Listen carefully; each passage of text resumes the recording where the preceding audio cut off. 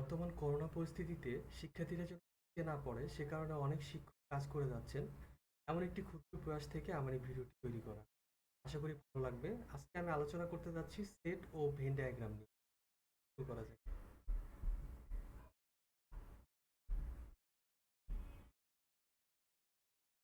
Set ও Venn diagram থেকে BCS এবং বিভিন্ন ধরনের চাকরির পরীক্ষায় মোটামুটি কোশ্চেন আসেই, প্রিলিতেও আসে, রিটেনেও আসে।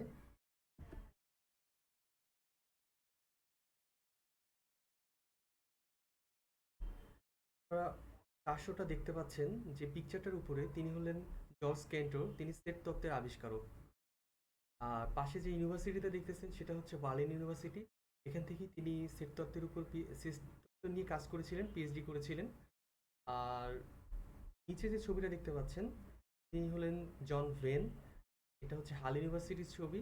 তিনি এই হাল ইউনিভার্সিটিতে পড়াশোনা করেছিলেন। হাল ইউনিভার্সিটির যে বিল্ডিংটা দেখতে পাচ্ছেন, এই বিল্ডিংটা হচ্ছে এই জন ভেনের নাম অনুসারে ভেন বিল্ডিং বলা হয়। পরবর্তী স্লাইডে যাচ্ছি। ভিডিওগুলো যেভাবে সাজানো হয়েছে, বেসিক আলোচনা উদাহরণ সহ, প্রথমে আমি এগুলো আসলে চেষ্টা করেছি বেসিক আলোচনা উদাহরণ সহ করার জন্য। এরপরে যেটা করব সেটা হচ্ছে নবম দশম শ্রেণীর বইয়ের প্রশ্ন সমাধান। তারপর থার্ড যেটা থাকবে সেটা হচ্ছে বিসিএস ও ব্যাংক প্রিলি প্রশ্ন সমাধান। তারপর ফোর্থ যেটা থাকবে বিসিএস রিটেন প্রশ্ন সমাধান। এবং ফিফথ যেটা থাকবে সেটা হচ্ছে ব্যাংক রিটেন প্রশ্ন। এভাবে মোট 5টা স্টেপে ভিডিওটা হবে। আবিষ্কারক কিছুক্ষণ আগে বললাম যার নাম জর্জ কেন্টর। এনার সম্পর্কে কিছু গুরুত্বপূর্ণ তথ্য অ্যাড করেছি আমি। তিনি জার্মান গণিতবিদ ছিলেন। দ্বিতীয়ত তিনি অনেক বর্তমানে যে আধুনিক উন্নত গণিত কাজের ভিত্তি হিসেবে তার এই সেট তত্ত্ব ব্যবহৃত হয়। আর ক্যান্টো 1945 সালে রাশিয়ার সেন্ট পিটার্সবার্গে জন্মগ্রহণ করেছিলেন। এবং সর্বশেষ তথ্য হচ্ছে 1867 সালে তিনি সংখ্যা তত্ত্বের উপর গবেষণা কর্মের জন্য বার্লিন বিশ্ববিদ্যালয় হতে পিএইচডি লাভ করেন। এই ছিল সেট তত্ত্ব। এবার সবার প্রথমে একটা কোশ্চেন, সেটা হচ্ছে সেট কি। যদি এটা বলতে হয় সেট কি, তার জন্য আমি নবম দশম শ্রেণীর সংজ্ঞাটাকেই সিলেক্ট করেছি। বাস্তব ও চিন্তা জগতে সুসংজ্ঞায়িত বস্তুর সমাবেশ বা সংগ্রহকে সেট বলে। আমাদের আশেপাশে যা কিছু আছে এই প্রত্যেকটা উপাদান নিয়ে এক একটা সেট গঠিত। যেমন বলি, যদি আমরা আমাদের যে সমাজে অনেক মানুষ বসবাস করে, প্রত্যেকটা মানুষকে যদি উপাদান হিসেবে চিন্তা করি, তাহলে এই প্রত্যেকটা মানুষ নিয়ে সমাজের এই সেটটা গঠিত হবে। যেমন এই পিকচারটা দেখুন, প্রত্যেকটা মানুষ হচ্ছে একটা উপাদান। দ্বিতীয়ত সেই সমাজের মধ্যে কি আছে, অনেক ধরনের পরিবার আছে। তো পরিবারের প্রত্যেকটা সদস্য নিয়ে এক একটা পরিবার গঠিত। তাহলে পরিবারের সেট কি হবে, ওই সদস্যগুলো নিয়ে যে পরিবারটা, সেটা। তো এটা একটা হতে পারে।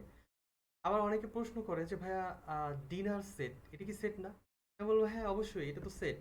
কারণ কি, এখানে আপনার দেখুন প্লেট আছে, একটা উপাদান, গ্লাস আছে, মগ আছে, কাপ আছে, সবকিছুই আছে। তো অবশ্যই ডিনার সেট একটা সেট।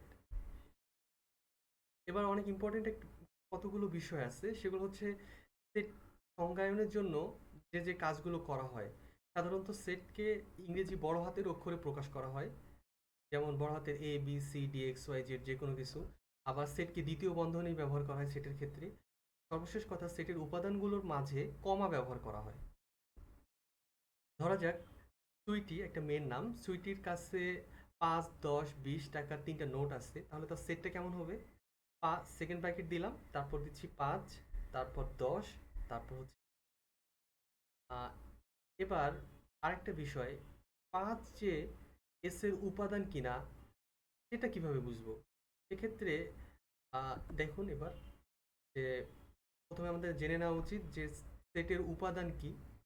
আর সেটের প্রত্যেক বস্তু বা সদস্যকেই সেটের উপাদান বলে, যেটা আমি আগে বলেছিলাম। 5 বিলংস টু এস পড়া হয় এইভাবে, যে যে চিহ্নটা দেখতে পাচ্ছেন এটা হচ্ছে এলিমেন্ট চিহ্ন, এটাকে আবার বিলংস টু বলা হয়। 5 বিলংস টু এস, যেহেতু 5 হচ্ছে এস সেটের উপাদান। এখন যদি আমি বলি 100, এখানে দেখেন আপনার সেটের মধ্যে কার্সরটা হয়তো দেখতে পাচ্ছেন, এখানে কিন্তু 100 লেখা নাই। তাহলে যদি বলি 100 কি এস সেটের উপাদান, অবশ্যই আপনারা বলবেন না। তো 100 does not belongs to S. তো 100 does not belongs to S, এভাবে পড়া হয়। তারপর চলে যাই একটা কোয়েশ্চেনে। কোয়েশ্চেনটার আগে আমি প্রথম অংশটা আবার বলতে চাচ্ছি। যেমন এস ইকুয়াল লিখলাম, সেট করে যেটা লিখলাম 5, 10, 12, 20।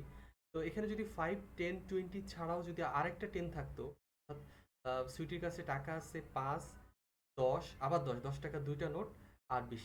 তাহলেও কিন্তু সেটটা হতো ৫, ১০, ২০ এভাবে। কারণ কি? কারণ হচ্ছে একই উপাদান দুবার থাকুক, তিনবার থাকুক সেটা কিন্তু কোনো ব্যাপার না। সো এবার আমরা কোশ্চেনটাতে যাই, দেখেন ইঞ্জিনিয়ার শব্দটির বর্ণগুলো দ্বারা গঠিত সেট নিচের কোনটি? তো আপনারা দেখেন ইঞ্জিনিয়ার কথাটাতে ই কয়টা আছে?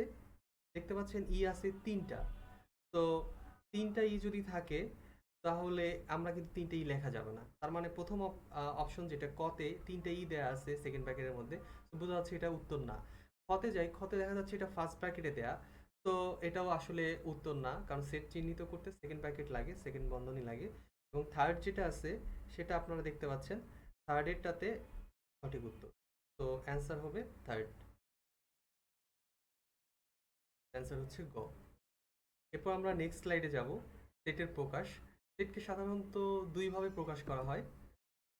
একটা হচ্ছে তালিকা পদ্ধতি, যেটাকে বলা হয় টিউবুলার মেথড বা রোস্টার মেথড, আর একটা হচ্ছে সেট গঠন পদ্ধতি।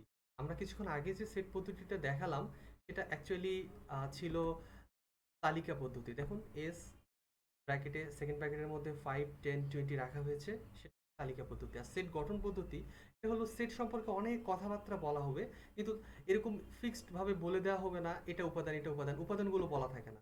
উপাদান সম্পর্কে অনেক গুণ দেওয়া থাকে, দেখতে পাচ্ছেন যে x such that x, x হলো এমন যে এক্স ৫-এর গুণিতক এবং ৫ less than or equal less than or equal 15, অর্থাৎ ৫ অথবা ৫-এর সমান অথবা ৫-এর চেয়ে বড় এক্স এর মান, আর ১৫ অথবা ১৫ সমান অথবা ১৫-এর চেয়ে ছোট। তাহলে সেটটা কেমন হবে?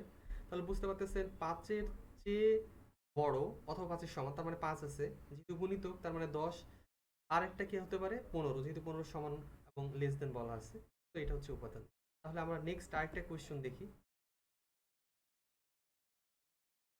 হ্যাঁ, এখানে দেখুন, একটু খেয়াল করুন। এ ইকুয়াল 7, ৭, ১৪, ২১, ২৮ সেটটিকে সেট গঠন পদ্ধতিতে প্রকাশ করি। এটা আমি নবম দশম শ্রেণীর উদাহরণ থেকে নিয়েছি। তাহলে এখানে আমরা দেখতে পাচ্ছি এর সেটের উপাদানগুলো কি কি? ৭, ১৪, ২১, ২৮। তাহলে আপনারা একটু খেয়াল করুন, সবগুলো ৭ দ্বারা বিভাজ্য। হ্যাঁ, সবগুলোই ৭ দ্বারা বিভাজ্য। শুরু হয়েছে কোথা থেকে? ৭ থেকে। শেষ হয়েছে কোথায়? ২৮ এ। তাহলে আপনারা বুঝতে পারতেছেন যে রেঞ্জটা ৭ থেকে শুরু করে ২৮ এর মধ্যে। এভাবে করে রেঞ্জ আকারে দিতে পারি, এটাকে যদি আমরা সেট গঠন পদ্ধতিতে লিখি। আচ্ছা, তাছাড়া আরেকটা বিষয় অনেকে চিন্তা ভাবতে পারে এভাবে যে ৭ থেকে শুরু না করে 0 থেকে বড় বলে যদি বলি, হ্যাঁ এভাবেও হবে। আমরা দেখি কিভাবে দেয়া হয়েছে। ৭ দ্বারা বিভাজ্য, তারপর হচ্ছে A equal X such that X ৭ এর গুণিতক এবং 0 less than X less than or equal ২৮। কেউ যদি আপনারা চাইতেন যে ভাই এখানে আমি 0 লেস দেন এক্স না লিখে 7 less than or equal x তারপরে লেস দেন ইকুয়াল ২৮ এভাবে লিখতাম, আমি বলতে হ্যাঁ এটাও হবে, এটাও সম্ভব। অর্থাৎ আপনার ব্যাখ্যা অনুযায়ী অনেকভাবেই আপনি সেট গঠন পদ্ধতি তৈরি করতে পারেন, অর্থাৎ সেটের উপাদান অনুযায়ী অনেকভাবেই তৈরি করতে পারেন।